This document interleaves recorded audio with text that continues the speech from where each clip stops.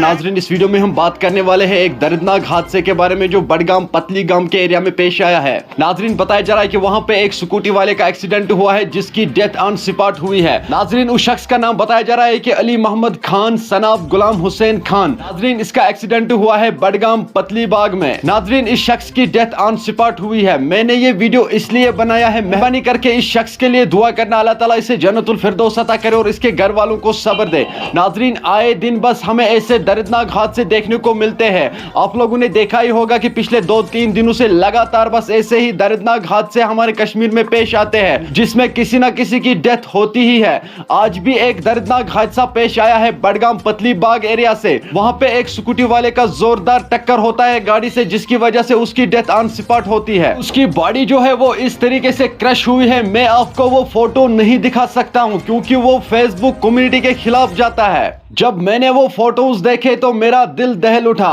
चलो नाज़रीन, सबसे पहले मैं आप लोगों को वहां की एक वीडियो क्लिप दिखाऊंगा, उसके बाद हम बात करते।